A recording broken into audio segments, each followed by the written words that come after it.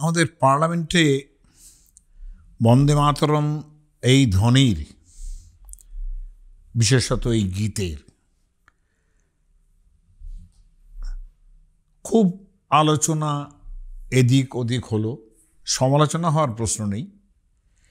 কিন্তু ঘটনাটা দেখলাম যা তা মানে দুই দল রাজনীতিবিদ, তিন দল রাজনীতিবিদ, তারা নিজেদের রাজনীতির দিকে টেনে নিয়ে গেছেন সবটাই। বন্দে মাতরমের যে আসল উদ্দেশ্যটা ছিল সেটা যেভাবে অ্যাপ্লাইড হতে পারত আজকের দিনেও সেটা কিন্তু হলো না। এবং দেখা গেল যে প্রত্যেকেই তার নিজের মানে পার্টিগতভাবে তার নিজের উদর ভরণের চেষ্টা করছে। উদর ভরণ যাকে বলি, মানে আখেরে আমার ওইটা কাজ দেবে, আমাদের পেট ভরবে, এইভাবেই চললো আলোচনাটা। নইলে বন্দে মাতরমের বঙ্কিমচন্দ্রের যে আদর্শ, যে ভাবনা ছিল, তার মধ্যে তো কিছু বিতর্কিত ব্যাপার আছে, তো সেগুলো নিয়ে ভাবনা হতো। কিন্তু এক পার্টি এক রকমের ভাবে ভাবলেন, আর এক পার্টি যেভাবে ভাবতে পারতেন তা তারা জানেনই না। যাই হোক, বন্দে মাতরম সম্বন্ধে মানে সত্যি কথা বলতে কি, নিজেও বঙ্কিমচন্দ্র এই আনন্দমঠ লেখার পর বেশ কিছুদিন যাবার পর নিজেও যে কতটা হতাশ ছিলেন। যদিও সাহেবরা বলেছেন যে ডেঞ্জারাসলি এই জিনিসটা নাড়াচাড়া হয়েছে বন্দে মাতরম নিয়ে, সেটা সাহেবরা বলেছেন প্রচুর। এবং বঙ্কিমচন্দ্র নাকি বলেছিলেন যে as a patriotic work Anandamath খুব ভালো বটে, কিন্তু উহাতে আর্ট কম। আর্ট মানে ঔপন্যাসিকের যে কারিগরি, সেগুলো উনি খানিকটা, যদিও আমার পড়ে তো কখনো মানে উৎকৃষ্ট উপন্যাস ছাড়া কিছু বলে মনে হয়নি, প্লাস সঙ্গে তার আদর্শ, সেই ভাবনাটা আছে। বঙ্কিমচন্দ্র ভগবদ্ গীতার আদর্শে বিশ্বাসী ছিলেন। বিশেষত কৃষ্ণকে তিনি যে আদর্শ পুরুষ হিসেবে প্রতিষ্ঠা করেছেন তার কৃষ্ণ চরিত্রে, সেটার কারণ কিন্তু তিনি গীতার বক্তা, যেখানে কর্মজ্ঞান ভক্তির একটা ব্যাপার হয়েছে। যাই হোক, এই সমস্ত জায়গা ছাড়াও আমাদের যে বিশাল একটা শাক্ত ধারা আছে, এই দুটো কিন্তু অসম্ভব সুন্দরভাবে মিশ খেয়েছে। বঙ্কিমচন্দ্রের চরিত্রের মধ্যে যেখানে ভিক্ষুণী আছে, সেখানে সব তারা বৈষ্ণবী, প্রায় বৈষ্ণবী। তারা সঞ্জনী বাজিয়ে গান গায়, সারেং বাজিয়ে গান গায়। আর এদিকে তার মধ্যে শাক্তের ধারাটা খুব ভালো চলে। তা না হলে মা দুর্গার প্রতিরূপে এই দেশমাতৃকার বন্দনা হতো না। কিন্তু সেই তাৎপর্য কজন বুঝলো? পার্লামেন্টেই বা কী হলো? বঙ্কিমচন্দ্র বলেছিলেন যেটা, তিনি কালীপ্রসন্ন ঘোষকে একটি চিঠিতে লিখেছিলেন, যে আনন্দমঠ সম্পর্কে লিখেছিলেন, তির্যকভাবেই লিখেছিলেন যে আমি বা আনন্দমঠ লিখিয়া কি করিব, বা আপনি বা তাহার মূল মন্ত্র বন্দে মাতরম, মূল মন্ত্র বুঝাইয়া কি করিবেন? এ ঈর্ষা পরবশ আত্মোদর পরায়ণ, আত্মোদর নিজের উদর ছাড়া যারা কিছু বোঝে না, এবং ঈর্ষা পরায়ণ। আপনি ভাবুন, পার্লামেন্টে যেটা হয় সেটা এভাবে ওকে দাবাচ্ছি, ওভাবে ওকে দাবাচ্ছি। এই ঈর্ষা পরায়ণ, আত্মোদর পরায়ণ, ঈর্ষা পরবশ আত্মোদর পরায়ণ জাতির উন্নতি নাই। বলো বন্দে উদরং, মানে পেটের প্রতি বন্দনা করো। এইটা হচ্ছে আমরা আজকের দিনে যারা আছি, যাদের এখন আনন্দমঠের কোনো উত্তরাধিকার নেই। একটা লোক এখনকার দিনের ইউনিভার্সিটিতে দু এক হয়তো পড়ানো হতে পারে, কিন্তু ওই সিলেবাস ছাড়া আনন্দমঠ পড়া লোক আপনি যদি একটু হাতে গোনেন ভালো করবেন।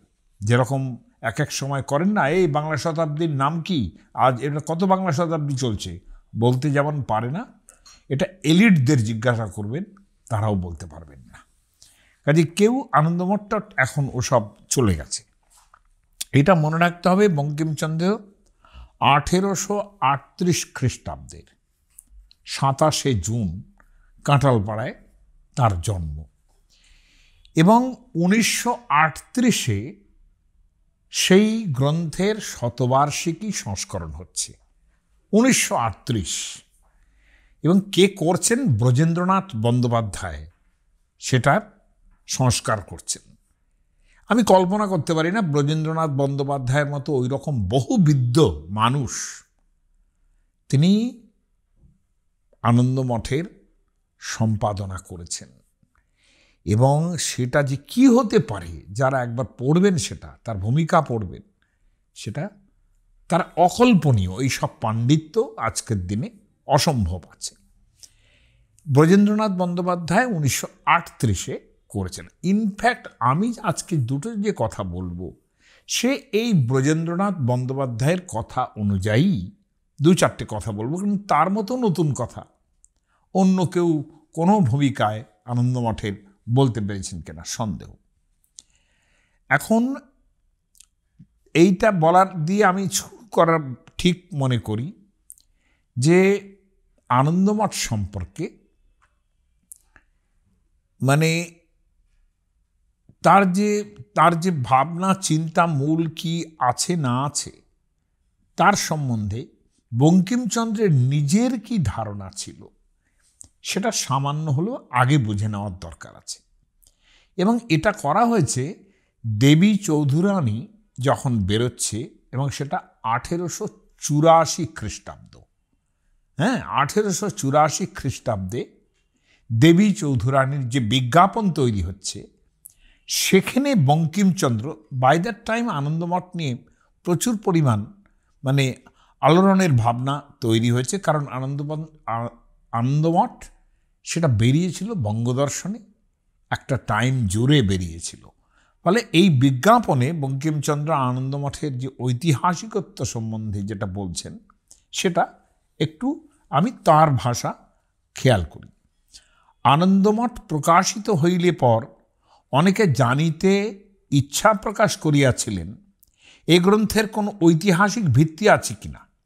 সন্ন্যাসী বিদ্রোহ ঐতিহাসিক বটে, কিন্তু পাঠককে সে কথা জানাইবার বিশেষ প্রয়োজনের অভাব।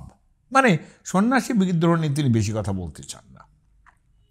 এই বিবেচনায় আমি সে পরিচয় কিছুই দিই নাই। ঐতিহাসিক উপন্যাস রচনা আমার উদ্দেশ্য ছিল না, সুতরাং ঐতিহাসিকতার ভান করি নাই।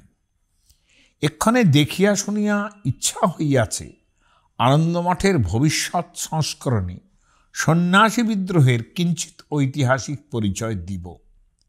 পাঠক মহাশয়, অনুগ্রহপূর্বক আনন্দমঠকে ঐতিহাসিক উপন্যাস বিবেচনা না করিলে বড় বাধিত হইব। মানে সন্ন্যাসী বিদ্রোহের একটা ব্যাপারের মধ্যে আছে ঠিকই, কিন্তু সেটা নিয়ে বেশি মাথা না ঘামানোই ভালো। কারণ এটা নিয়ে আবার এটা ভাবুন যে এই যে আনন্দমঠ, সেটা নিয়ে স্যার যদুনাথ সরকারের মতো ওই রকম বিশাল হিস্টোরিয়ান, যিনি বঙ্কিমচন্দ্রের কথা থেকে উদ্বুদ্ধ হয়েছেন যে বাংলার কোনো ইতিহাস নাই, তিনি হিস্ট্রি অফ বেঙ্গল লিখেছেন। কিন্তু হ্যাঁ, যে ভলিউমটি লিখেছেন হিস্ট্রি অফ বেঙ্গল, তা প্রতিপূরণ করার মতো লোক এখনও তৈরি হয়নি। যদুনাথ সরকার যা লিখেছেন একেবারে দলিল দস্তাবেজ দিয়ে, রমেশচন্দ্র মজুমদার প্রায় অ্যানসেন্ট পিরিয়ডটা কাভার করে দিয়েছেন, second volume history of Bengal Jadunath সরকার।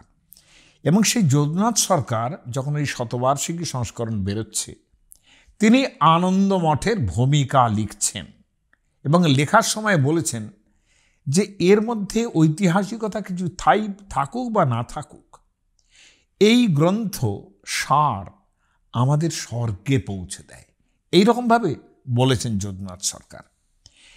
আমার বলি একটু যে ইতিহাস ছাড়া ইনফ্যাক্ট আনন্দমঠের প্রসিদ্ধি কিন্তু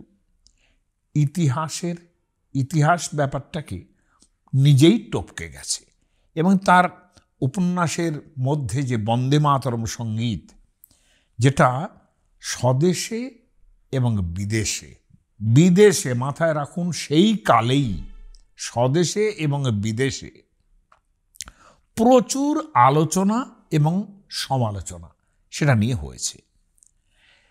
ব্রজেনবাবু লিখছেন, পরবর্তীকালে বঙ্গদেশে এবং পরে সমগ্র ভারতবর্ষে যে স্বদেশী আন্দোলনের বন্যা দেশের আপামর সাধারণকে চঞ্চল এবং শাসক সম্প্রদায়কে ব্যতিব্যস্ত করিয়াছিল, সরকারি এবং বেসরকারি সকল সমালোচক সন্তান বিদ্রোহের সহিত তাহার যোগসূত্র খুঁজিয়া বাহির করিয়াছেন। সন্তান দল বলে একটা ব্যাপার থাকবে আনন্দ মঠের মধ্যে, মানে যিনি সন্ন্যাসী, মাথায় যিনি আছেন সত্যানন্দ, ভবানন্দ ইত্যাদি, তাদের সঙ্গে এই একটা ব্যাপার যে সন্তান দল বলে, মানে যারা তার ফলোয়ার্স তাদের সন্তান দল বলা হচ্ছে। সন্তান বিদ্রোহের সহিত তার যোগসূত্র খুঁজিয়া বাহির করিয়াছেন। এই কারণে আনন্দমঠ ও বন্দে মাতরমের কম দুর্গতি হয় নাই। ক্ষুব্ধ মুসলমান সম্প্রদায় এই পুস্তকে ইসলাম বিরোধিতা এবং উক্ত সঙ্গীতে, মানে বন্দে মাতরম, তার মধ্যে পৌত্তলিকতা, মানে দুর্গার রূপ বর্ণনা করা হয়েছে সেখানে, পৌত্তলিকতা প্রত্যক্ষ করিয়া বিরুদ্ধ আন্দোলন করিয়াছিলেন। এই আন্দোলনের শেষ, এই কথাটা লক্ষ্য করার মতো, এই আন্দোলনের শেষ এখনো হয় নাই, এখনো এই আন্দোলনের শেষ হয় নাই। দেখুন, আজকেও আমরা স্বাধীনতা পরবর্তী কালে এখনো হিন্দু মুসলমান করেই যাচ্ছি, এর শেষ নেই।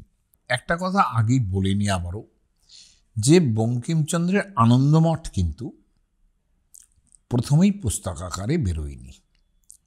এটা ঘটনা যে 1287 বঙ্গাব্দ চৈত্র মাস, তখন থেকে মানে বঙ্গদর্শন এডিট করতেন দাদা সঞ্জীবচন্দ্র।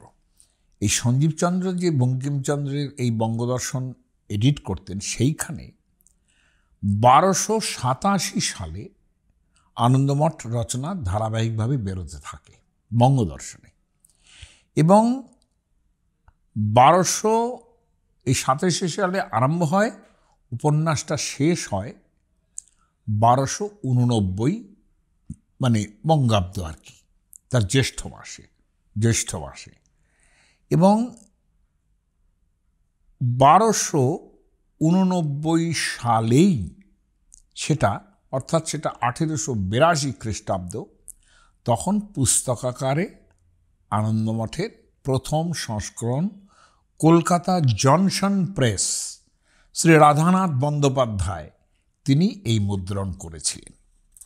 আমি বেশি ডিটেলসে যাচ্ছি না, পাঠকের তো ভার হয় সব কিছুই। তো এটা বলার দরকার যে এই আইডিয়াটা, যে বঙ্গদর্শনের বন্দে মাতরমের যে আইডিয়াটা, এটা বঙ্কিমচন্দ্র কোথা থেকে পাচ্ছে, এই স্পিরিটটাই শুধু আজকে বলতে চাই। যে 1281 সাল তখন কার্তিক সংখ্যা বঙ্গদর্শনে একটা নতুন লেখা বেরিয়েছে, বঙ্গদর্শনের, মানে সেখানে কমলাকান্তের দপ্তর চলছে।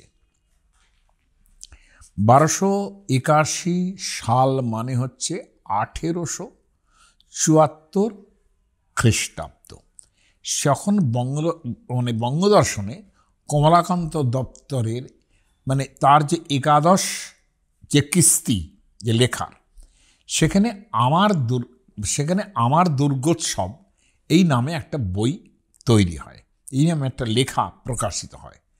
বঙ্কিমচন্দ্র এই লেখার মধ্যে তার প্রথম জন্মভূমিকে যে তিনি মাতৃরূপে দেখছেন, এইখানে এই আনন্দমঠের যে মূল যে পরিকল্পনা কিন্তু এইখানে হয়ে গেছে, এবং তার পরিণতি কিভাবে হয়েছে সেটা আনন্দমঠের কবিতা, আনন্দমঠের যে গীত, সেইটা এইখানে বঙ্কিমচন্দ্র লিখছেন। দেখিলাম, এটা আপনাদের শোনা উচিত, কেননা কোন স্পিরিটে এই দুর্গার ভাবনা, এবং দুর্গা শুধু নয়, আমাদের চালচিত্রে যে লক্ষ্মী সরস্বতী দেখেন সেটারও ভাবনা কিভাবে এসেছে, এবং যে দুজনের কথা বলেননি সেটা ওই উজ্জ আছে বটে, কিন্তু শক্তির ব্যাপারটা, বাঙালির শক্তি দেখানোর ব্যাপারটা যেহেতু আছে, সেই জন্যে কার্তিক কিংবা গণেশ বাণিজ্যের ব্যাপারটা অনুল্লিখিত আছে মাত্র, বরঞ্চ এখানে ফিমেল পাওয়ার, এম্পাওয়ারমেন্ট তিনি দেখিয়েছেন। ঘটনা হচ্ছে এখানে এই কমলাকান্তের দপ্তরে যে একাদশ সংখ্যা, সেখানে তিনি আমার দুর্গোৎসব বলে যে লেখাটা লিখছেন, সেখানে একাংশে তিনি লিখছেন, দেখিলাম, আমি আপনাদের তার কথাটা শোনাতে চাই। দেখিলাম অকস্মাৎ কালের স্রোত দিগন্ত ব্যাপিয়া প্রবল বেগে ছুটিতেছে, আমি ভেলায় চড়িয়া ভাসিয়া যাইতেছি।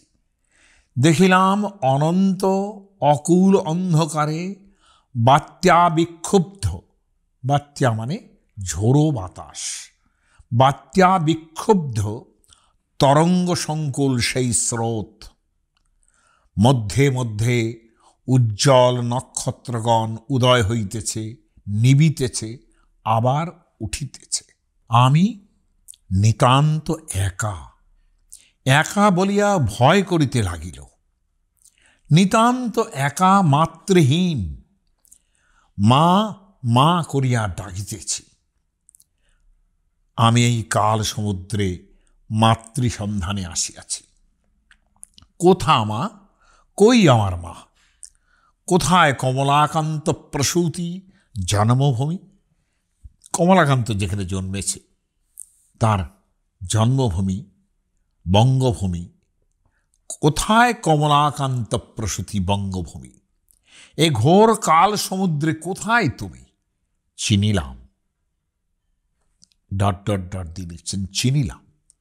এই আমার জননী জন্মভূমি, আমার জননী জন্মভূমি। এই মৃন্ময়ী মৃত্তিকারূপিণী অনন্তরত্ন ভূষিতা এক্ষণে কালগর্ভে নিহিতা, অর্থাৎ কাল মহাকালের গর্ভে যেন অনন্তরত্ন ভূষিত এই মৃত্তিকারূপী জন্মভূমি সে যেন তলিয়ে গেছে। রত্নমণ্ডিত দশভুজ, 10 দিক, 10 দিকে প্রসারিত, তাহাতে নানা আয়ুধ রূপে নানা শক্তি শোভিত।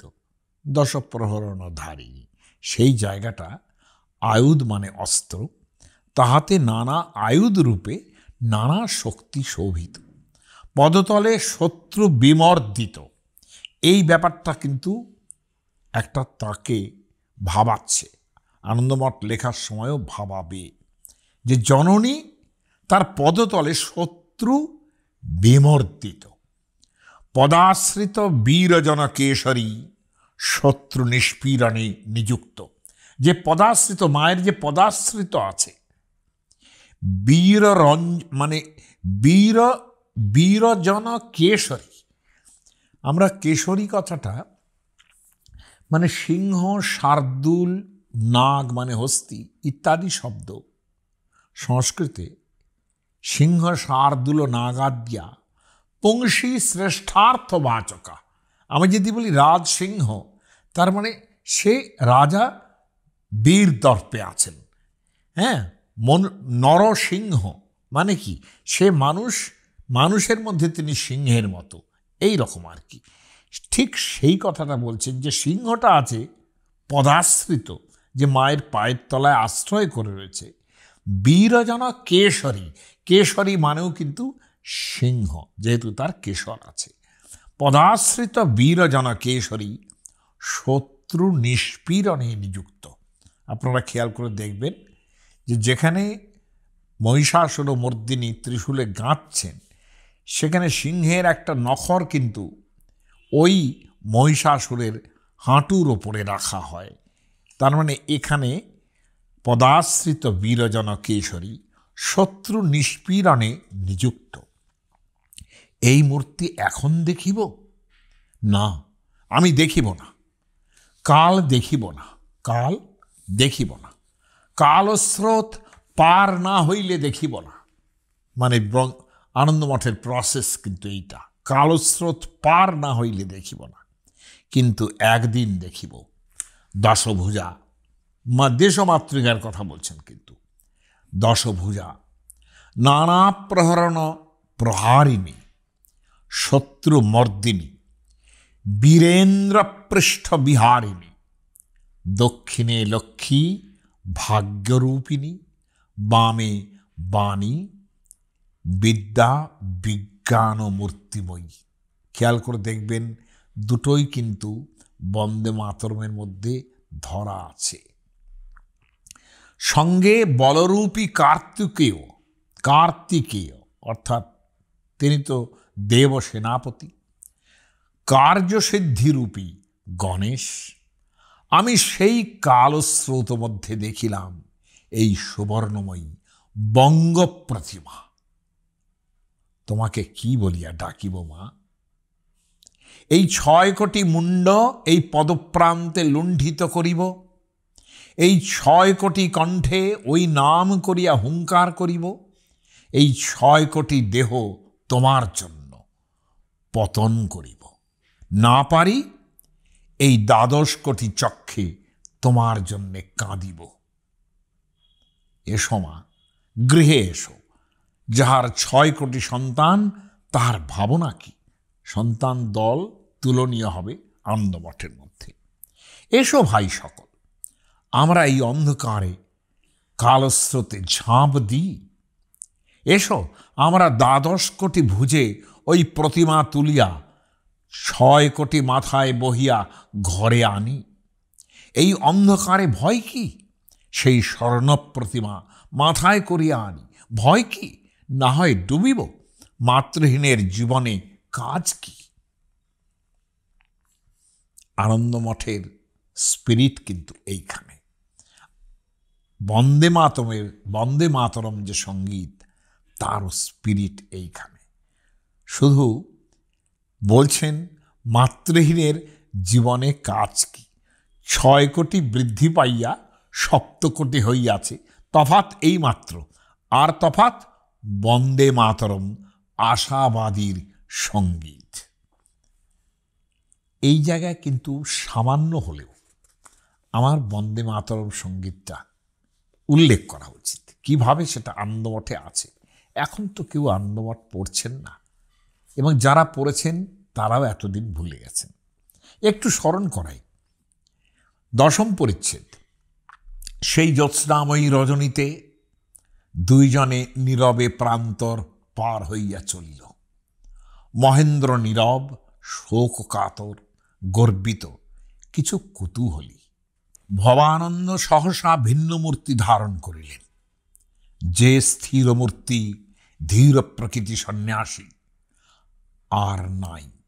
সে স্থির মূর্তি, মানে সেই আগের যে স্থির মূর্তি, ধীর প্রকৃতি সন্ন্যাসী আর নাই। সেই রণনিপুণ বীর মূর্তি, সন্ন্যাধ্যক্ষের মুন্ডঘাতীর মূর্তি আর নাই। এখনই যে গর্বিতভাবে মহেন্দ্রকে তিরস্কার করিতেছিলেন, সে মূর্তি আর নাই। যেন জ্যোৎস্নাময়ী শান্তিশালিনী পৃথিবীর প্রান্তর কানন নগ নদীময়, নগ মানে পাহাড়, নগ নদীময় শোভা দেখিয়া তাহার চিত্তের বিশেষ স্ফূর্তি হইল।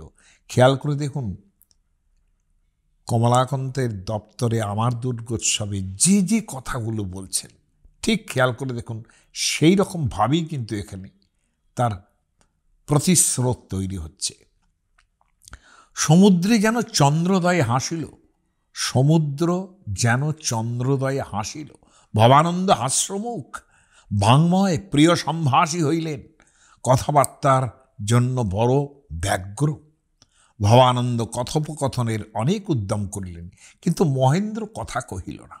তখন ভবানন্দ নিরুপায় হইয়া আপন মনে গীত আরম্ভ করিলেন।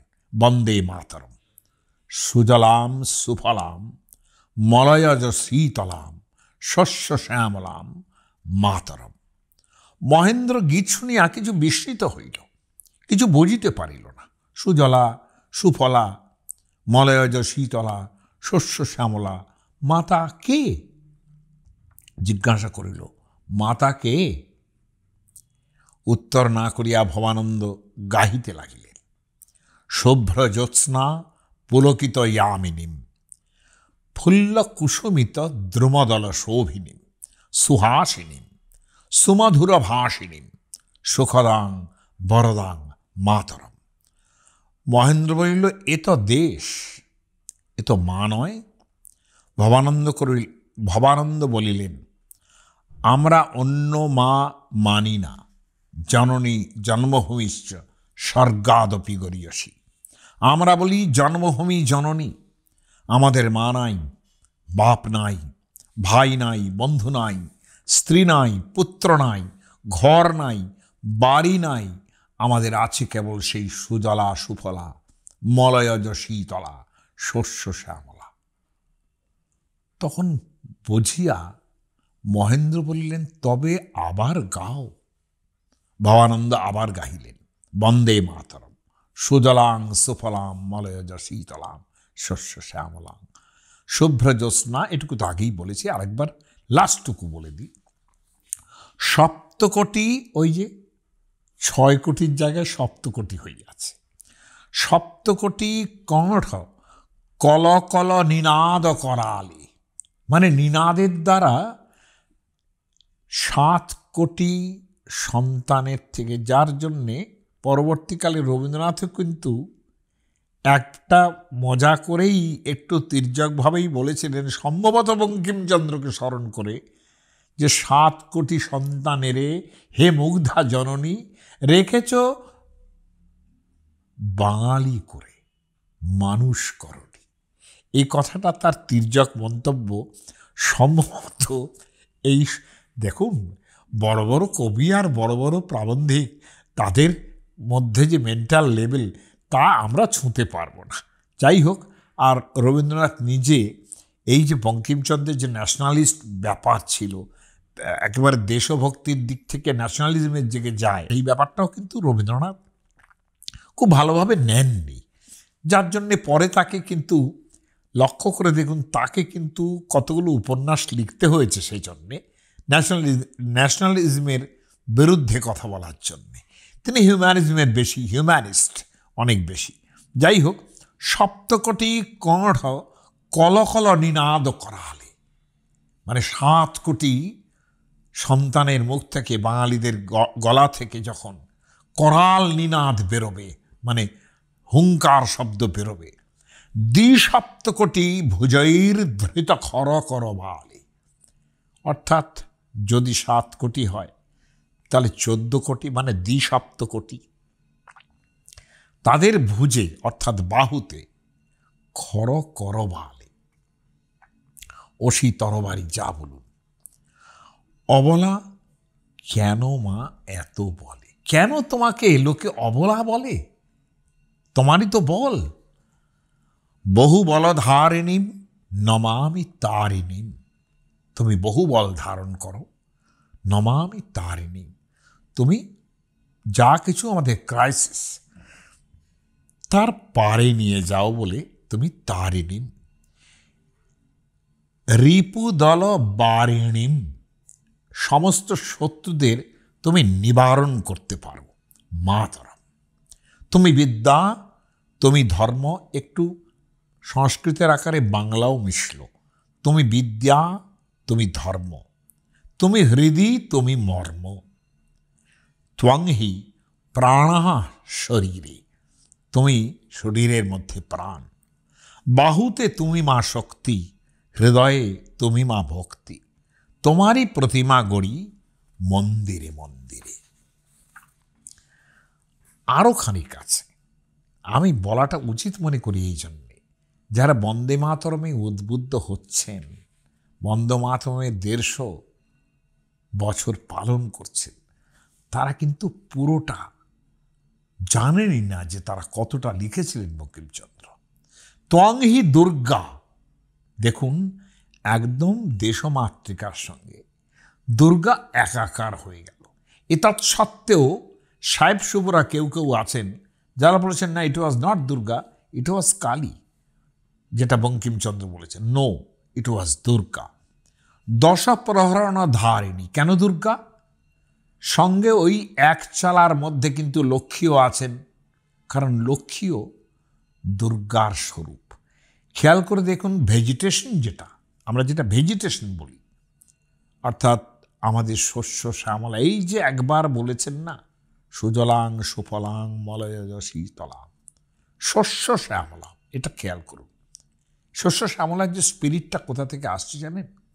বঙ্কিমচন্দ্র অত কম পণ্ডিত ছিলেন না। যে কয়জন কতিপয় মানুষ আছেন যারা পণ্ডিত এবং কবি, পণ্ডিত এবং সাহিত্যিক, তার মধ্যে কিন্তু বঙ্কিমচন্দ্র অন্যতম। তিনি যতখানি পণ্ডিত ঠিক ততখানি সাহিত্যিক, ততখানি ঔপন্যাসিক, এটা মাথায় রাখতে হবে।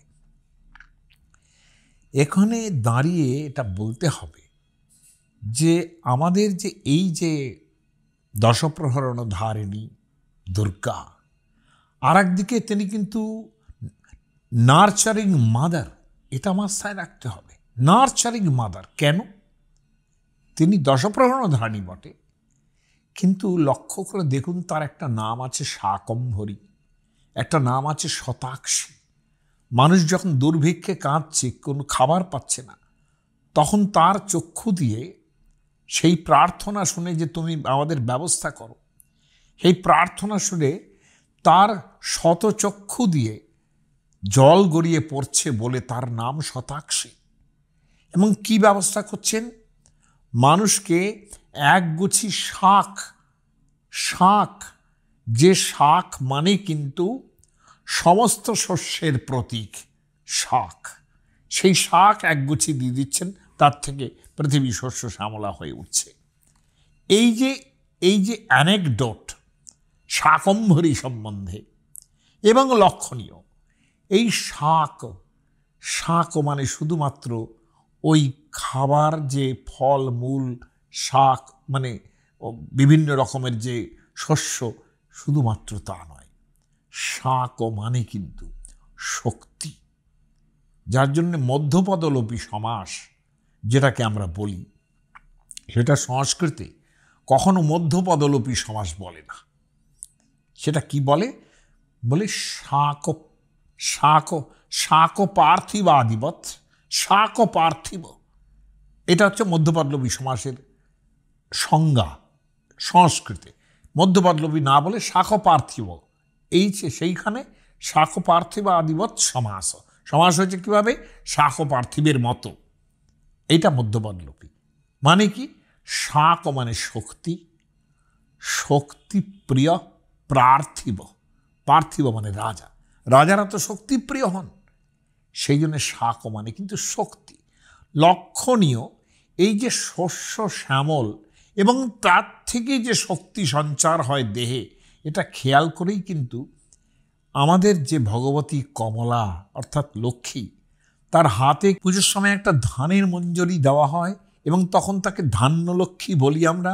সেই ধানলক্ষ্মী কিন্তু একদম অন্নপূর্ণা মায়ের সঙ্গে একাকার বলেই কিন্তু ওই এক চালার মধ্যে দশপ্রহরণ ধারিণী দুর্গার সঙ্গে লক্ষ্মীও আছেন বলেই এই বঙ্কিমচন্দ্রের যে যে বন্দে মাতরম, সেখানে কমলা কমলদল বিহারিণী, ত্বং হি দুর্গা দশপ্রহরণ ধারিণী কমলা কমলদল বিহারিণী বাণী বিদ্যাদায়িনী।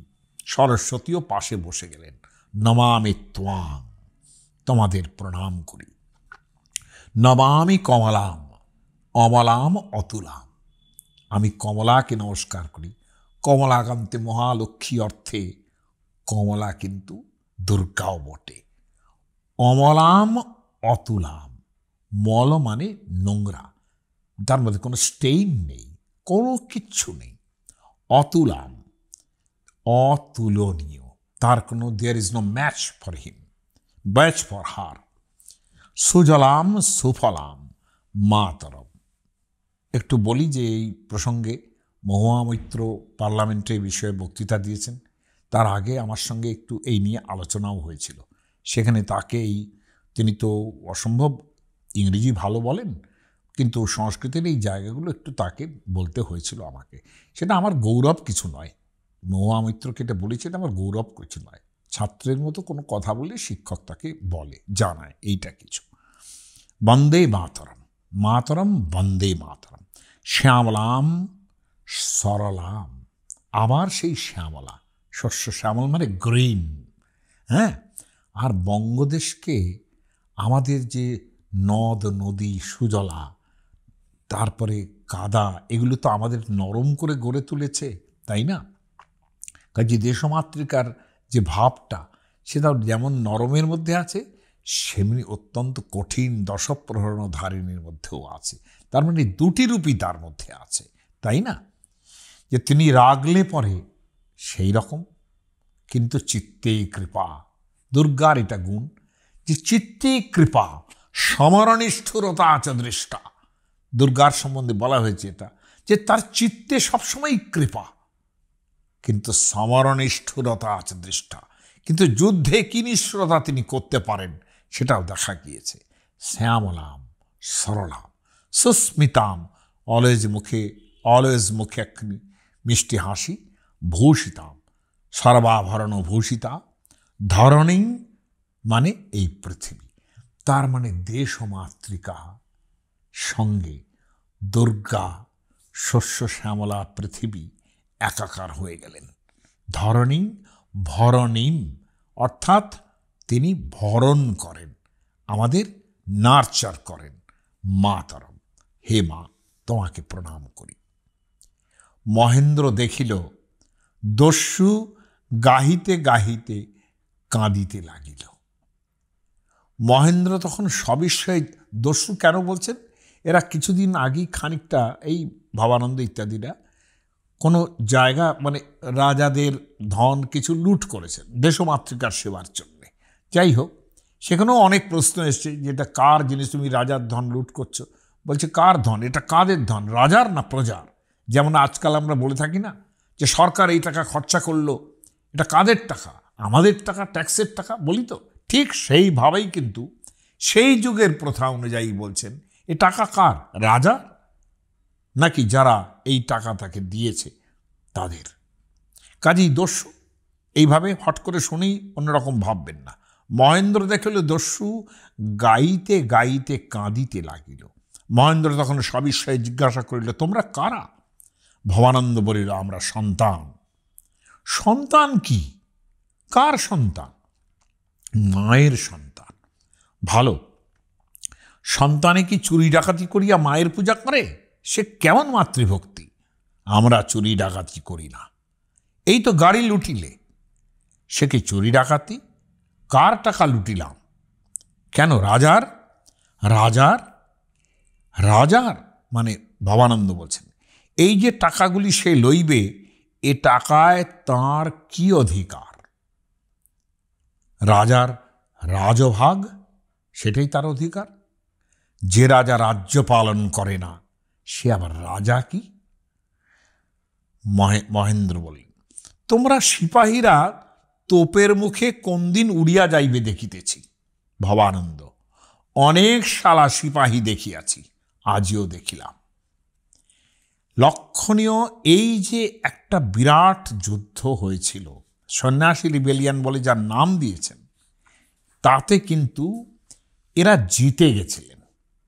এই সন্ন্যাসী বিগ্রহে যারা অপর দিকে অংশগ্রহণ করেছিলেন, তারা কিন্তু ইংরেজ এবং মুসলমানরা ছিলেন সেখানে।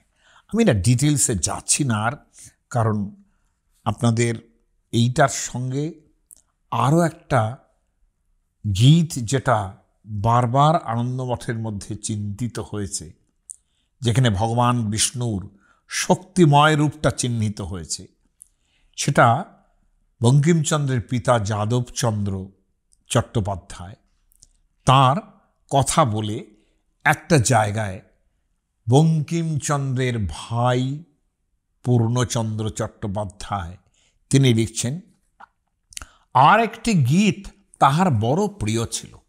বাল্যকালে আপনি এই গীতটিতে মাতিয়াছিলেন, পরে আপনি মানে বঙ্কিমচন্দ্র নিজে, পরে আনন্দমঠের সন্তান দিগকেও এই গীতে মাতাইয়াছিলেন।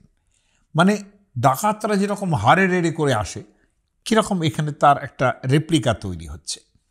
একদিন মাঘ মাসের রাত্রি শেষে এই গীত তিনি প্রথম শুনিলেন। বঙ্কিমচন্দ্রের কথা বলছেন পূর্ণচন্দ্র। এক বৈষ্ণব, লক্ষণীয় এক বৈষ্ণব খঞ্জনি বাজাইয়া, একটু উঁচুদরের বৈষ্ণবই বটে, না হলে এই গান গেয়ে যাচ্ছে সে, সদর রাস্তায় এই গানটি গাইতেছিল। আমি তখন জাগ্রত মধুর কণ্ঠে এই রাত্রে কে গীত গাইতেছে শুনিয়া অগ্রজকে উঠাইলাম, অর্থাৎ বঙ্কিমচন্দ্রকে উঠালেন ঘুম থেকে। গান শোনা যাইতেছিল না। অগ্রজ একটা জানলা খুলিয়া দিলে গীতটি শুনিতে পাইলাম। হরে মুরারে মধুকৈটভারে গোপাল গোবিন্দ মুকুন্দ সৌরে। সবগুলোই কিন্তু ভগবান কৃষ্ণের এবং বিষ্ণুর। মধুকৈটভারে, মধুকৈটবকে মানে মধুকৈটবের যিনি ওরি মানে শত্রু, যিনি মধুকৈটব বধ করেছিলেন, যেটা আপনার মহালয়ার সময় শুনতে পাবেন যে মধুকৈটবকে কীভাবে বধ করছেন বিষ্ণু। হ্যাঁ, হরে মুরারে, হরে মানে যিনি হরণ করেন, সমস্ত পাপ তাপ হরণ করেন। মুরারে মানে মুরারি, হরে মুরারে মধুকৈটভারে গোপাল গোবিন্দ মুকুন্দ শৈরে। গোপাল ব্যাপারটাও রয়েছে, গোবিন্দ মুকুন্দ সৌরে। সৌরে মানে সুর বংশ, সুরের ছেলে হচ্ছেন বসুদেব, বসুদেবের ছেলে হচ্ছে কৃষ্ণ, অর্থাৎ দেবকী বসুদেবের ছেলে হচ্ছেন কৃষ্ণ। দেখুন তার ঐশ্বর্য মূর্তি যেটা দেবকী এবং বসুদেবের পুত্র, সেইটা ধরা হচ্ছে সৌরে। বৈষ্ণব এই গীতটি গাইতে গাইতে ঠাকুর বাড়ির দিকে চলিয়া গেল। বঙ্কিমচন্দ্র হরে মুরারে মধুকৈটভারে আওড়াইতে আওড়াইতে জানালা বন্ধ করিলেন। এই যে গীত, এই গীতটাও কিন্তু মানে বারবার করে ফিরে এসেছে এই আনন্দমঠের মধ্যে। এবং এই গীতের শেষাংশটুকু আমি বলেও দিই। এই গীতের শেষাংশে আছে হরে মুরারে মধুকৈটভারে গোপাল গোবিন্দ মুকুন্দ সৌরে যজনীশ নারায়ণ কৃষ্ণ বিষ্ণু নিরাশ্রয়ং জগদীশ রক্ষ। আমার পূজনীয়া মাতৃদেবী যখন গত হন, তার আগে আমার পিতা ঠাকুরকে তিনি বলেছিলেন, আমি যদি মারা যাওয়ার মতো অবস্থা হয়েছিল, তিনি বলেছিলেন যে আমার কানের কাছে যেন এই নামটা শোনানো হয়, হরে মুরারে মধুকৈটভারে গোপাল গোবিন্দ মুকুন্দ সৌরে যজনীশ নারায়ণ কৃষ্ণ বিষ্ণু নিরাশ্রয়ং জগদীশ রক্ষ। এইখানে যে পূর্ণ আত্মসমর্পণের জায়গা, এই যে একটা শব্দ বললাম যে নিরাশ্রয়ং জগদীশ রক্ষ, এখানে ভক্তির ব্যাপারটা এসে যায়। লক্ষণীয়, বঙ্গদর্শনে যেটা বেরিয়েছিল বঙ্কিমচন্দ্রের আনন্দমঠ, এবং তারপরে যে নতুন বই হয়েছে সেখানে সামান্য চেঞ্জ হয়েছে। এবং বঙ্কিমচন্দ্রের একটা অভ্যেসই ছিল, তিনি চেঞ্জ করতেন। এবং বঙ্কিমচন্দ্রের এই আনন্দমঠের সংস্করণ অন্তত পঞ্চম সংস্করণ পর্যন্ত বঙ্কিমচন্দ্র নিজে চেঞ্জ করেছেন বিভিন্ন জায়গায়। এটা লক্ষণীয়। এবং তার মতো ভাবনা ভাবলে আজকে সুনীল গঙ্গোপাধ্যায় থেকে আরম্ভ করে অন্যরা কোথায় যেতেন ভগবান জানেন। হ্যাঁ, তিনি বলেছিলেন যে একসময় যে পুস্তক রচনাকালে পুস্তক রচনা করিয়া 1 বৎসর ফেলিয়া রাখিবে। বাঙালি খুব তাড়াতাড়ি করে বই বার করার জন্য। 1 বৎসর ফেলে রাখার পরেও যদি সেটা ভালো লাগে নিজের, তবে বই ছাপাবে। এইটা হচ্ছে কথা। এবং এটা কতখানি মানতেন আমার রমাপদ চৌধুরী, যিনি আমার সাহিত্যগুরু, তিনি আমাকে বলেছিলেন, দেখুন শতং বদ, 100 কথা বলুন, মা লেখার চেষ্টা করবেন না, আর শতং লিখ মা ছাপো, অর্থাৎ 100টা যদি লেখে নাও, সব কিন্তু ছাপাতে যাবেন না। এটা হচ্ছে রমাপদের কথা। বেশ মানে আমি বুঝতে পারি যে ওনাদের মধ্যেই বঙ্কিমচন্দ্রের এই স্পিরিটটা ছিল, যদিও লিখতে হতোই তখনকার দিনে।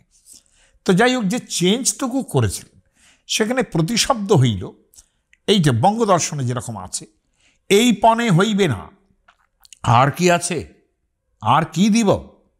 তখন উত্তর হইল, তোমার প্রিয়জনের প্রাণ সর্বস্ব। দেখুন, প্রাণ সর্বস্বর মধ্যে, কথাটার মধ্যে কিন্তু অন্য কিছু আছে, বঙ্গদর্শন। এটা ব্রজেন্দ্রনাথ বন্দ্যোপাধ্যায় সংস্কার করে বলছেন পুস্তকে, এই পণে হইবে না স্থলে জীবন তুচ্ছ। প্রতিশব্দ হইল জীবন তুচ্ছ, এইরকম হবে, এরকম চেঞ্জ করেছেন। সকলেই ত্যাগ করিতে পারে, জীবন তুচ্ছ সকলেই ত্যাগ করিতে পারে, এবং তোমার প্রিয়জনের প্রাণ সর্বস্ব স্থলে ভক্তি লিখিত হইয়াছে। ততদিনে বঙ্কিমচন্দ্র কিন্তু গীতার ভাবতে আরম্ভ করেছেন। সেখানে মানে সর্বধর্মান পরিত্যজ্য মামেকং শরণং ব্রজ, সমস্ত ত্যাগ করে আমাকে তুমি শরণ গ্রহণ করো, এই সামান্য পরিবর্তনেই পুস্তকের মূল আদর্শের সম্পূর্ণ পরিবর্তন ঘটিয়াছে। উনি আনন্দ মঠের কথা বলছেন ব্রজেন্দ্রনাথ। যাই হোক, আমি এসবের মধ্যে যাচ্ছি না। শুধু বন্দে মাতরম সঙ্গীত নিয়ে যতটুকু আলোড়ন তৈরি হয়েছিল আমি বেশিরভাগটাই বাদ দিচ্ছি, কিন্তু এটা বলতে হবে যে এই সুর যিনি বসান একটা বাড়িতে, বঙ্কিমচন্দ্র যে বন্দে মাতরম লিখেছিলেন তার পিতৃগৃহে বসে, এটা যাই হোক, বঙ্কিমবাবুকে লিখছেন একজন, বঙ্কিমবাবুকে সুরের খাতিরে যৎসামান্য অদল বদল করিতে হয়। একদিন ক্ষেত্রবাবু আসেন নাই, ক্ষেত্র চট্টোপাধ্যায় আসেন নাই, বঙ্কিমবাবু আনন্দমঠের শেষের যুদ্ধের ভাগ তাহার হাতের লেখা খাতায় আমাকে পড়িতে দিলেন। আমি দেখিলাম অজয় নদের উভয় পার্শ্বের স্থান। আমি সন্তান শব্দ বুঝিতে না পারিয়া সন্তাল পড়িতেছিলাম মনে মনে। খানিক পরে জিজ্ঞাসা করিলাম, এবার কি সান্তাল ইনসারেকশন থিম হইল নাকি? তিনি বলিলেন, না, সন্ন্যাসী ইনসারেকশন। আমি বলিলাম, এই যে আপনি লিখিয়াছেন অজয়ের ধারে, আর বারবার বলিতেছেন সন্তালগণ। তিনি তখন হো হো করিয়া হাসিয়া বলিলেন, একটা তোমার অনিচ্ছাকৃত ভুল, সন্তাল নয়, সন্তান। আরেকটি আমার ইচ্ছাকৃত ভুল, অজয়নদ ও বীরভূমি। তখন হো হো করিয়া দুইজনে হাসিতে লাগিল। আসলে ঐতিহাসিক উপন্যাসের মধ্যে এই যে জায়গাগুলো অন্যরকম থাকে, সেইটা বলছেন। কিন্তু মূলটা তিনি সন্ন্যাসী রিবেলিয়নের যে জায়গা, এটা হয়েছিল পূর্ণিয়াতে, কিন্তু তিনি কিন্তু যে স্থানটা দেখেছেন সেটা আমাদের উত্তরবঙ্গ। বন্দে মাতরম গান রচনার তো কিংবদন্তিতে পরিণত হয়েছে, এবং তার গানের ভবিষ্যৎ নিয়ে কত লোকে কত কথা বলেছেন। কিন্তু লক্ষণীয় হচ্ছে যে এনসাইক্লোপিডিয়া, তৎকালীন দিনের ইংরেজদের তৈরি যে এনসাইক্লোপিডিয়া, সেখানে যে লেখা হচ্ছে চিন্তা করুন কতটা ইম্পর্টেন্স বঙ্কিমচন্দ্রের। Of all his works, however, by far the most important from its astonishing political consequences, the Ananda Math, which was published in 1882, about the time of the agitation arising out of the Ilbat Bill. The story deals with the Sannyasi rebellion of 1772 near Purnia. এবং তারপরেই সাহেব লিখছেন কিন্তু তেরহুত, মানে near Purnia তেরহুত।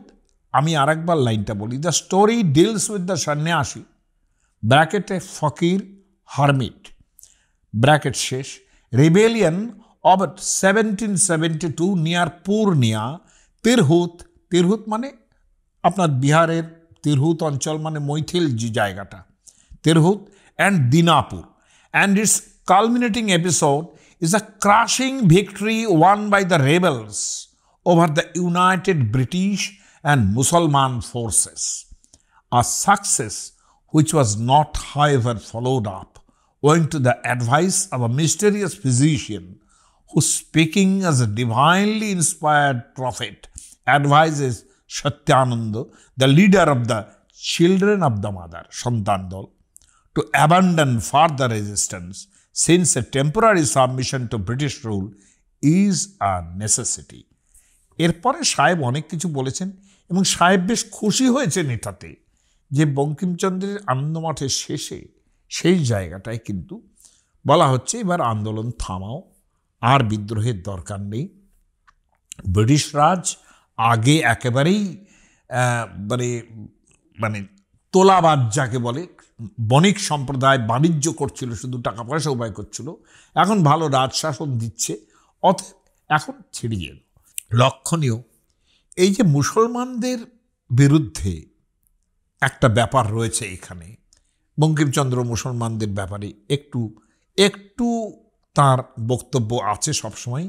তিনি বঙ্গদেশের ইতিহাস নাই বলে যে কথাগুলো বলেছিলেন, সেখানে নবদ্বীপে বখতিয়ার খিলজি এসেছেন, যে এই বখতিয়ার খিলজি এসে যে ওই 18 জন অশ্বারোহী আসিয়া সেই যে নবদ্বীপে তারা লক্ষণ সেনকে ধ্বংস করে দিয়ে চলে গেল, এবং তারপরেই লক্ষণ সেনের রাজত্ব ধ্বংস করে দিয়ে গেল, এবং তারপরেই যে সমাজের প্রতিষ্ঠা হলো, মুসলমান সমাজের রাজ্যভাগ প্রতিষ্ঠা হলো, তারপর থেকে যে অত্যাচারে ভুগতে হয়েছে, এমনকি শেষ পর্যন্ত বঙ্কিমচন্দ্র সম্ভবত এটাও স্মরণ করে থাকবেন যে সিরাজউদ্দৌলার আমলেও কলকাতাকে লুট করা হয়েছিল কিন্তু, এবং সেটা একটা লৌকিক পাঁচালির পয়ারের মধ্যেও আছে, নবাব সিরাজউদ্দৌলা কলিকাতা লুটিলা।